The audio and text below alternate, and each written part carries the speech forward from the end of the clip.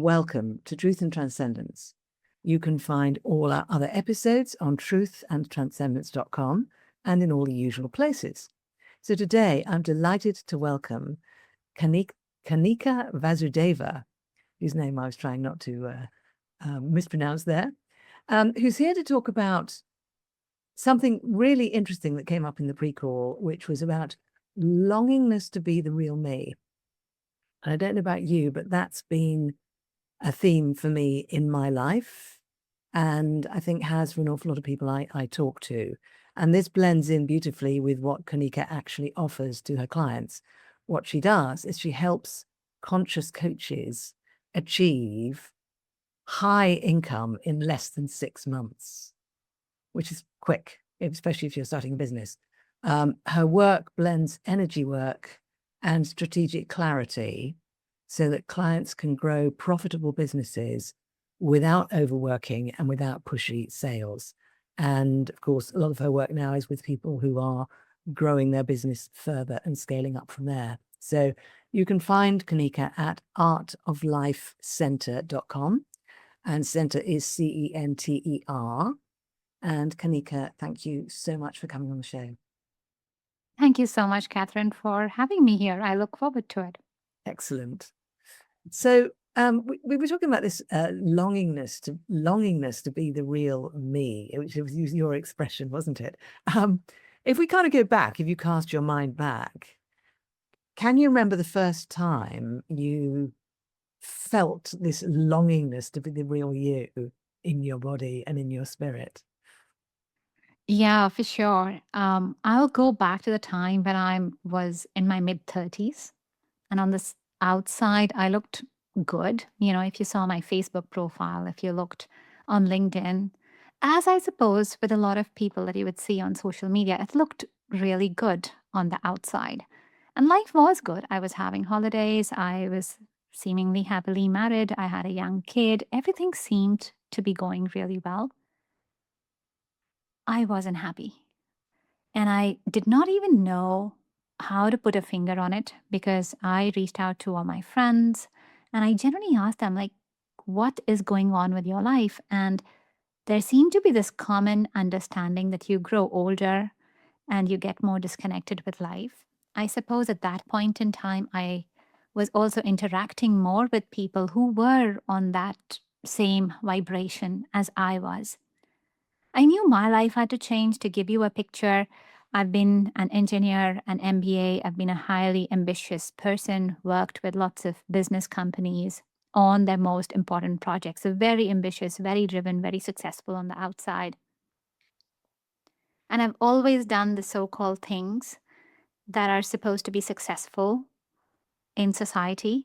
I'd come to my mid-30s and then realize that all that success did not actually mean I was happy, because I would wake up and I just had no meaning in life. And still, life just had a pull on me because of how it was going. And my son was there. So, this is what you do, like automatic every day on repeat. Even if you don't find meaning, this is how you just continue to live on and somehow try and find joy in there.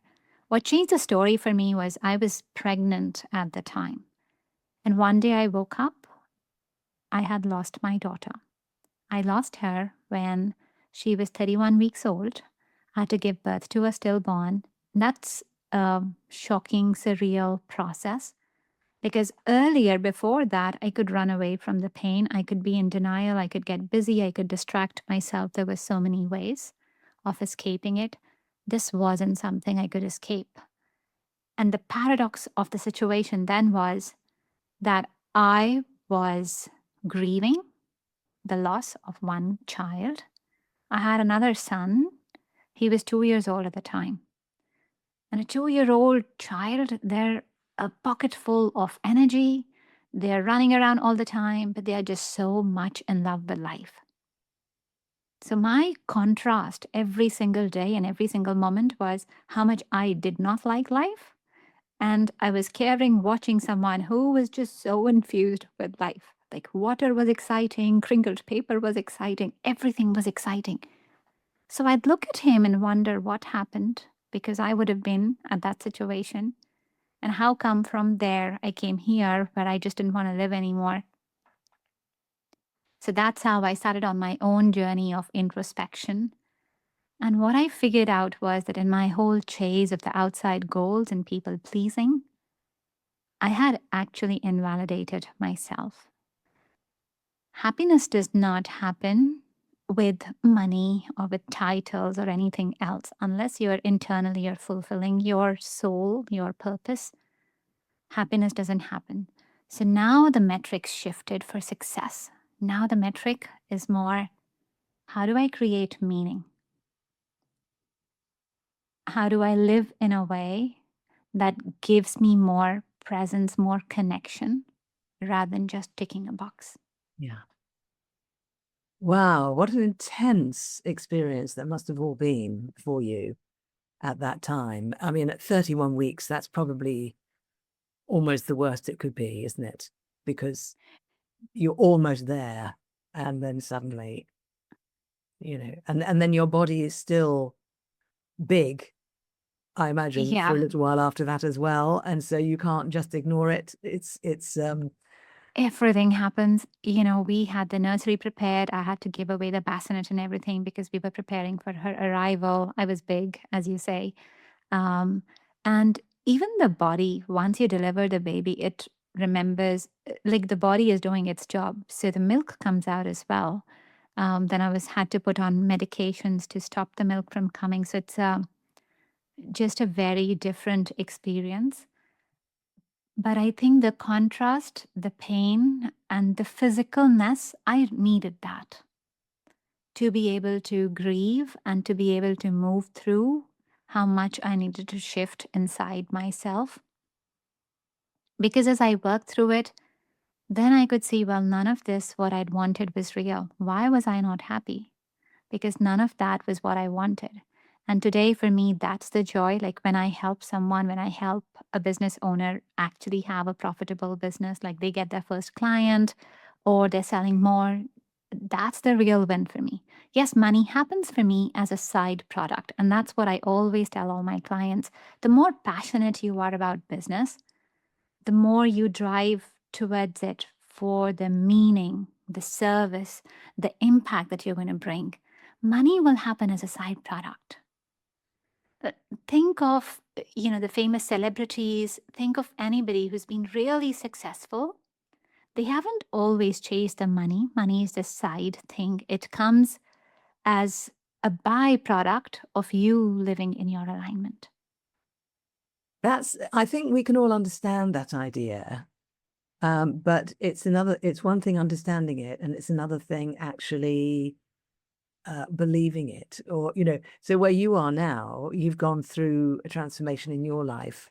So you know that for yourself because you're out the other side of living that, but for someone else who's listening or watching and thinking, yeah, but I just need to cover the costs, or I've just taken on this big loan to launch my business, or I've just employed more people to do more marketing because I think we need to do that. And where's the money? I Yeah, mean, how does yeah. somebody shift from that place of survival and need into that place that you've just described?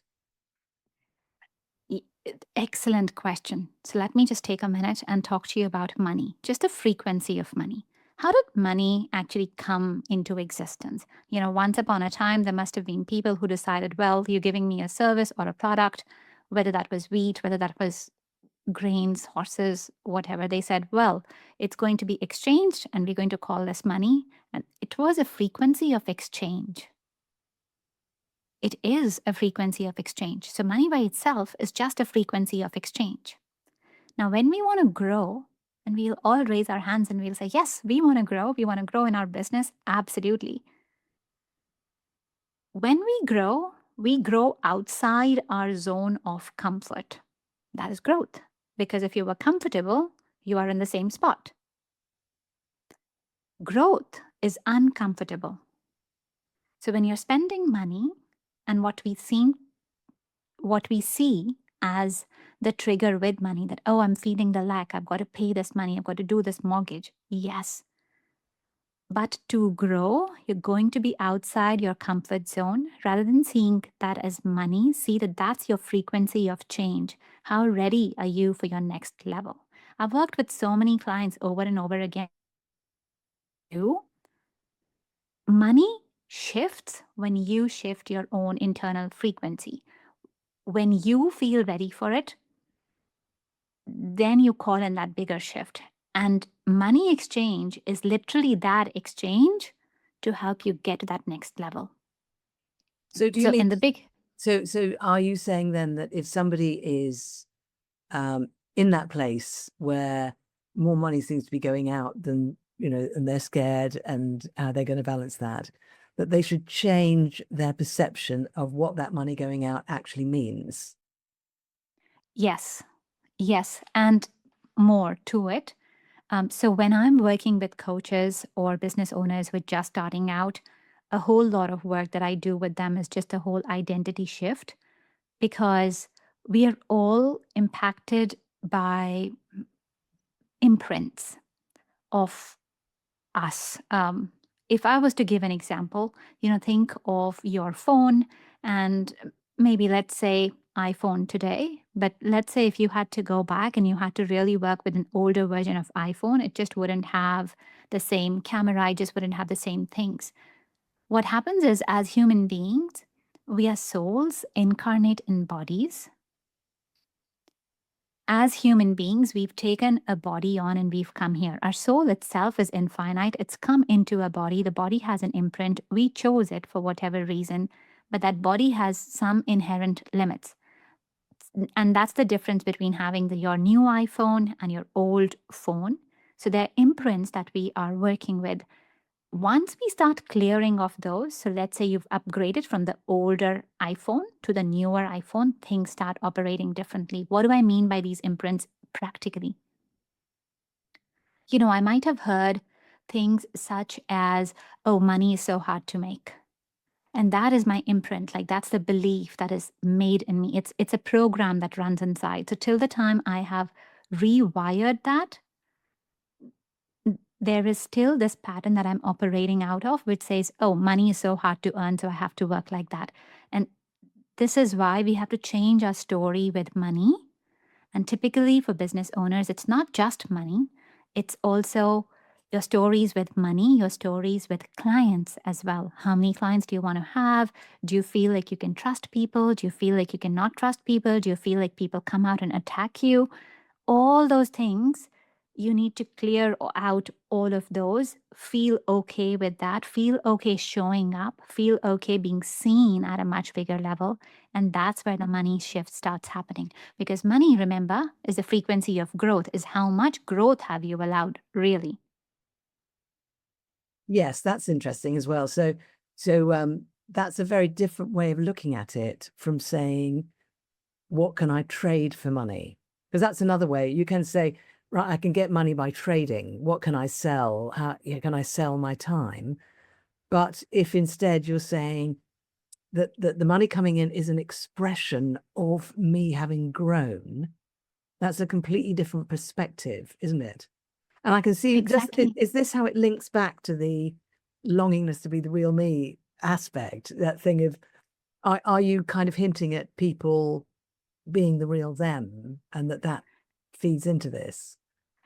Yes. So business growth is always a consequence of your own inner growth. And we were just talking a few minutes ago, truth or our inner calling. Look, if anyone has an inner calling, that calling exists for a purpose. That is your real reason. Think about yourself. Just try to think as a soul. Now, when you wanted to be born, for whatever reason, you found life on earth to be a lot of fun. It might sound like, why? Why did I think that? But, for some reason, it was very appealing. That is why you chose to incarnate here. And this was before you became somebody's sister, brother, daughter, all of the other relations. So, your biggest karma, your biggest person to look for is you yourself. You owe it to yourself because this is why you came. And if you have a purpose that you needed to do on earth, if you actually don't do it, you will need to continue continue coming to earth till the time you can actually fulfill that purpose. So in and of itself, just living your purpose is, of course, the greatest act of self-love, but that sows the seeds also of helping your own inner growth and then helping your business growth. But what does that mean? Like, what is it that I want to do? It's literally whatever makes you happy. Happy with meaning. Happy not with, well, I am happy because I got this big car, I got this big house. No, not that happy, because that is surface level happy. That is happy because society or somebody defined that for you a certain way. And I'm definitely not also saying that, oh, don't value material pleasures. But what is it underneath? If you enjoy the big car, why do you enjoy it? If you enjoy the big house, why do you enjoy it? What is that meaning? And that is your drive. That is what you came to do here. So just hone on that more and more. Like, what is your real drive? For me, for example, I know my real drive is like really seeing people transform. If I have changed their life positively and I can see that now they have better clients and life shifted for them fundamentally, like that's my biggest win. And I could do that on my deathbed. I kid you not. If somebody came up that time and said, hey, can you advise me about my business? What should I do? And I will get up and do it then. That's your purpose. The purpose that really sparks that joy in you and doesn't have to be super flashy or big to begin with. It just has to be something that it will light up your eyes when you speak about it. Beautiful.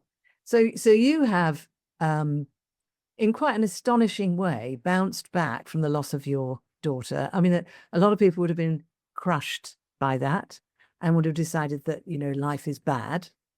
But you went the other way. You went, this means I need to grow, which is an extraordinary shit. I'm not suggesting you did it overnight, but Yeah. that's an extraordinary thing that you were able to do that. And you now actually explored that and now come and help other people to do the same thing. Yeah, it was trial by fire. I wouldn't say it was courage at all. I knew that what I was doing. But here's the real story underneath it. So I lost my daughter. I was totally lost. I had no idea how to carry on. And this was really a time when I did not want to live on. But I had my son. He was 2 years old and I could not leave him. And it was a total place of surrender. So I would just, in my thoughts all the time with the universe, say, well, you've given me this. You've got to give me a way to move forward. Like, how do I move forward with this? And I would tell them that I really want to connect with my daughter because I truly want to understand what happened. And as a mom, I wanted to say, I'm sorry. I wanted to know if she was okay. I just wanted to connect with her and feel her. I never got to see her alive. So, and that's how the universe helped me. They say when the student is ready, the teacher appears. I was also looking for teachers, but I found my first teacher, and he was the one who helped me connect to my daughter myself. So I did a meditation practice where I grounded myself and then I spoke with my daughter. And that was beautiful because I said, hey, I'm sorry. And I'm sorry I messed up. And she said, no, you did nothing wrong. And I'm like, what do you mean? And she said, no, you did nothing wrong because this was always part of the plan. I was never meant to be born. So before she came on earth, before I came on earth, I had a pact with her that if I was wasting this lifetime, that she would just come and try and wake me up. And so she tried to do that. And this was her final thing. Like, you're not listening. You're wasting this lifetime. That conversation with her was just such a big gift blessing. So it opened the door to so many more things because I continue to be in touch with her. There's a whole practice that I have around energy healing. This is also how I help people with their identity shifts. So my daughter was also an oracle reader from previous lifetimes. I was her progeny. So as I've continued doing this practice, I've connected more with her and, let's say, more understanding of perhaps how small I am and how bigger the whole entire universe is. as human beings, we can see, we feel that we've got things in control. And yet the earth moves all the time without us. And we are very interesting people. But that whole picture started clicking for me, that I'm here for a bigger purpose. There is an expression right now in this body that I hold as Kanika, where you and I are talking, but I'm bigger beyond that. You're bigger beyond that. And that's what I continue to see for myself and for the people around me. And when I can bring that, operate from that awareness, then I can see that we've all come here for a bigger purpose. We all want evolution in some form. And then the challenge just becomes, okay, let's figure out what that is. And our soul always gives us the answers anyway. So then let's find out what is the easiest way to do that and just go ahead and implement it. Yeah. Amazing. Beautiful. And what kind of energy healing work do you do with people? I guide them through a visualization. So they're able to just connect and see what's going on. In the body, we could think of lots of things, and we take them personally, me included. I've done that. There might have been things that happened in our childhood, and we think, well, this is how it is. For example, and sometimes it can be trauma. Sometimes it might not be trauma. Like there might be just simple things that have been told across our family, such as money is very hard to earn. Oh, you can never do this. You can never be successful at business. Somebody could have said that. And that sort of runs as a program inside you. You don't even know, it's unconscious, and you continue to operate off that. So you make your reality so it brings the same things out for you. We might have ancestral conditions that run through us. There's actually a scientific study which shows that we can carry the imprints from at least 4 of our previous generations. And I would say it's even more beyond that. And then we all have our past lives where we've lived certain things and we carry those imprints. So when I'm guiding my clients, I help them work through these situations. They're sitting in a visualized, in a meditation, and they see those things, and then we clean and heal those. For healing, I'm connecting mainly with the celestial bodies, such as the earth, the sun, the source, the void, and archangels, whoever wants to come at that time and help with the healing. Beautiful. That sounds very powerful, even in and of itself, just on its own. Even if somebody Exactly. wasn't trying to grow a business, I imagine that has a positive effect on their whole life. Yeah, and that is actually how my business coaching started, because when I started as a coach, I started as an energy coach. So it's a legacy handle that I still keep, but I will still keep it because I'm the energy coach at heart. And I kept doing it, and people started feeling that shift, that transformation. And then they were like, well, now I want to grow and expand more. So what can I do? So that's how business coaching came in. It's just easier because it's more easier for people to see the result there and to be able to guide them that this is what you do so that you have your business growth. Amazing. I love what you're doing. I think it's fantastic. So, when you work with people, could you share with me a little bit about what can someone expect when they come and work with you? What's the path going to look like for them, and what might it feel like for them? Because again, as I said before, it's one thing to sit talking about these things now, and while I'm talking to you, I'm not in the middle of one of my difficult growthy transition things, which are, I'm relaxed, I'm cool right now. I'm having a conversation with Kanika, it's all good. It's not particularly challenging. But if someone's working with you, I imagine they might have to go through some quite challenging experiences, possibly. So what's the story of what it might be like for somebody as they start to work with you and as that progresses? Yeah, beautiful. So when people want to start their business, because that's the most like common sort of clients that I have now, are the biggest ones, um, they will come in. We'll have a first session. We'll actually sit down, figure out what is your offer, what's your core offering that we should bring, and I can. employ different modalities here. Sometimes they'll have a clear idea, but I'm also doing my reading. So I'm telling them what their soul really wants because it's easier to do it that way. Um, Imagine that you are on a highway and then highway has a certain flow. There is a universal, there is a soul plan, there's a soul purpose for us. If we just followed on that highway, it's a lot easier. Sometimes we're just trying to manifest something that is like not on that highway. It just gets hard because you're going against traffic. So first we build that blueprint, and then off that blueprint, then they've got series of like I've literally broken down step by step what they can do. So they follow that. But we have weekly catch-ups where we'll walk through everything that is practical for them, and we help them through literally everything that could be their online posting, their content. It can anything and everything is there. But typically, what happens is, and the modules have been framed in such a way that when people come in, there is a lot of inner work to do because your outer expression, your business visibility, whatever you're putting outside, it's a function of your internal growth. And so we're making space for that first. So in the first 4 weeks, I'm not expecting them to go out and put anything. It is a business coaching thing, but I am still just saying, okay, be here and we're just working on you, your new identity. Because when you calibrate to that identity, then you're ready for that space to happen. Like, think about it. Let's say your capacity in the beginning is just the size of a little water glass, right? Then you can only just hold so much water, so much visibility, so much clients coming in, so much money, because that's the capacity that you have. Then we increase the capacity and we make it the size of a bathtub. And suddenly you can hold a lot more.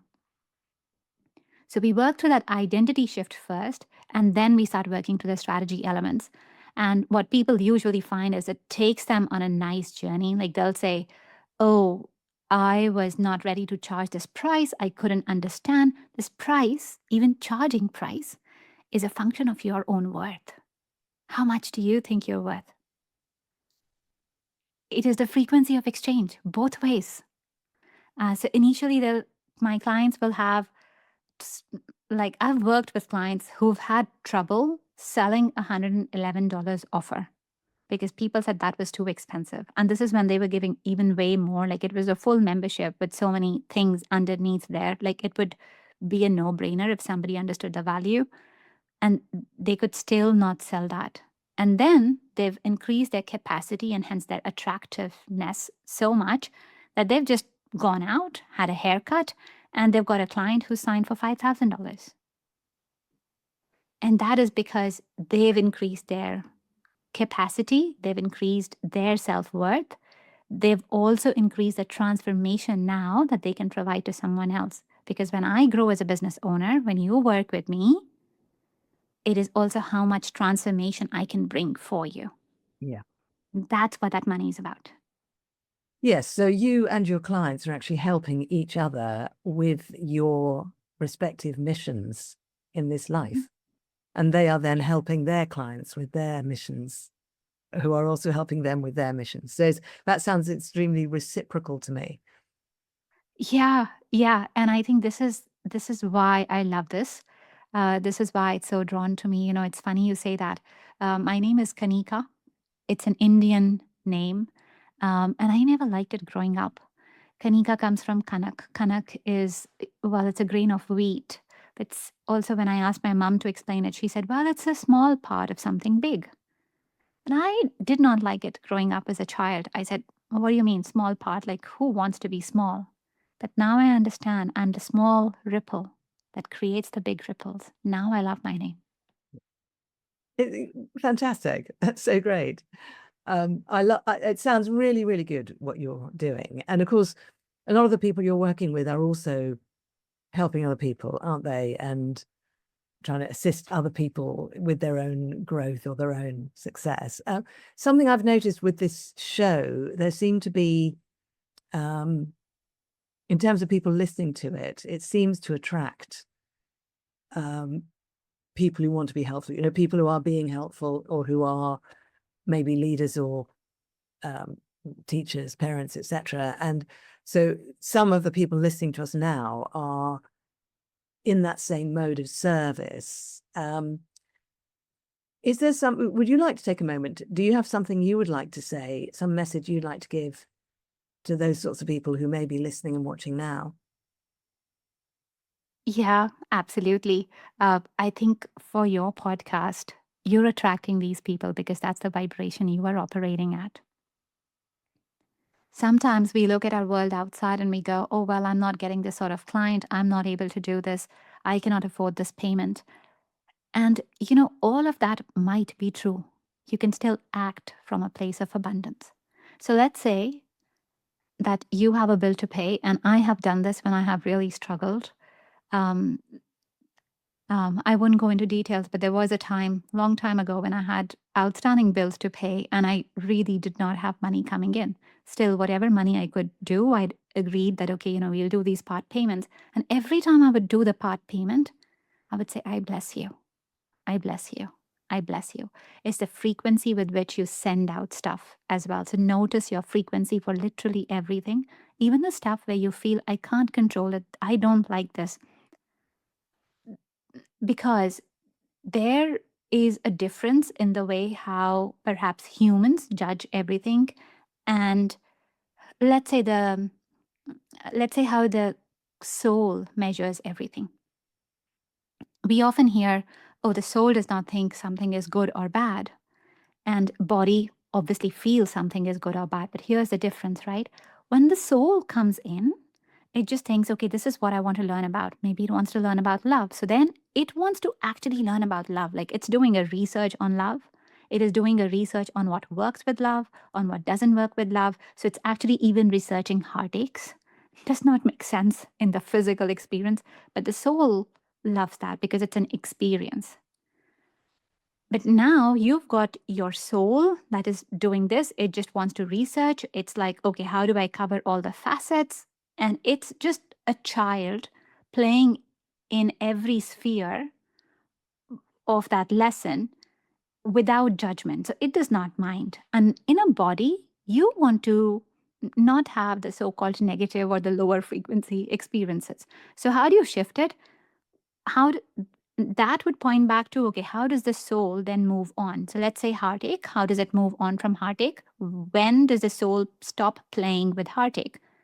When in the body, you can look at heartache and you can go, okay, fine. Like, I'm neutral to this. I've done this.